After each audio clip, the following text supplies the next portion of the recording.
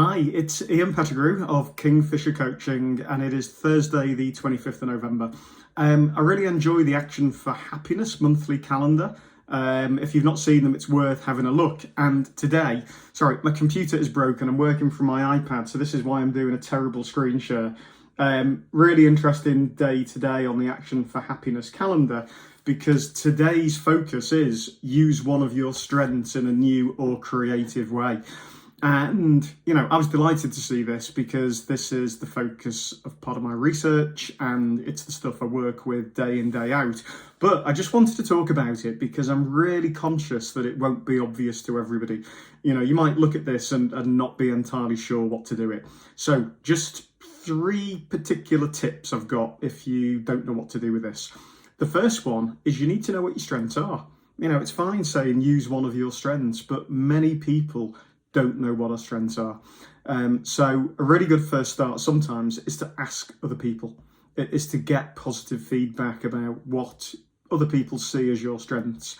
The reason for that is because our strengths are naturally things that are effortless to us. Quite often we don't notice them. And one of the clues to this is when people say, oh yeah, I just do that, I just do this. So we can often minimize them and dismiss them and almost sort of not see them as strengths. So if you want to identify your strengths, ask other people. Also notice yourself. What sort of things do you get energy from? What really brings you alive? When do people notice you being at your best? What do you long for? It's one of the clues to talent from Clifton Strengths. What do you long for? What do you miss if you don't get to do it? And also, when do you get into flow? When do you get lost in the moment in something? All of those things can be really useful clues that help us figure out what our strengths are. Clifton Strengths assessment, the full 34 is really powerful. I use that in a lot of my work.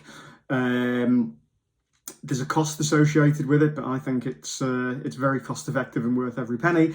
But also VIA is free of charge for one of the basic reports, and I do work with that as well.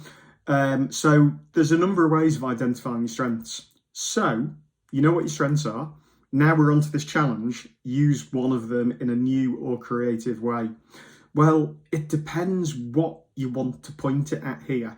So I wouldn't just make up something for the sake of it. I'd be thinking, what do you want to be more of? Where do you need to, or where do you see possible improvements that will help you be your ideal future self? So have a think about what you're struggling with or what you'd like to be more of or better at.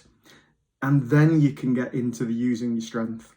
And I want to just give you a few examples of this. So in Clifton Strengths, one of my dominant talents is learner. I love learning. It's why I'm always studying. And learner for me feels like an absolutely kind of Swiss Army knife of a strength. It's something that I can use to achieve loads of other things. So I'll give you one example. I am terrible at bearing grudges. I really struggle. If somebody's really wronged me, I really struggle to forgive them. And that's a weakness of me. It's kind of like one strike and you're out. So what I deliberately do in that scenario is I use a strength in a creative or new way. So I use learner and I deliberately focus on, I wonder why they did that. I wonder what was going on for them. And I use that to provide some insight, to provide some empathy that I'm lower at, and to help me effectively lean into that situation using one of my strengths, and it changes it completely.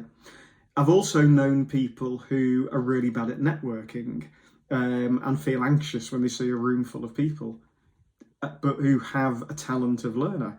Use that strength. So walking into a room full of people and thinking literally, right, what can I learn from some of these people? And again, using a strength in a new or creative way, what we call strengths innovation, it changes it completely. Let me give you another example. Some people might be organised and productive and great at sort of to-do lists. maybe high in one of the Gallup Clifton Strengths talents called Achiever, so they really get a feeling of success from sort of seeing progress and having a list and ticking things off, seeing that sense of progress. If you're good at that and you want to be better at something kind of quite big and vague, maybe like strategic influencing, again, if we think from a strengths innovation perspective, what would you do? Well, it's quite simple. You'd take something big and vague like strategic influencing or something else, and you'd break it down into actionable steps and a to-do list. And again, I've seen so many people have really powerful results because what you're doing there is you're not looking at a challenge and trying to be somebody else or trying to be something you're not, and you're not trying to lean into a weakness. Rather, you're using a strength, one of your existing strengths, in a new or creative way to achieve something that you want to achieve. So it's a really rich source of opportunity and inquiry, this. Using strengths in new and creative ways, strengths innovation, and I'd encourage you to have a think about what your strengths are, have a think about what you would actually like to achieve, and then just look at that Swiss Army knife approach of how can you be creative in using what you've got to achieve what you want to do. Thanks.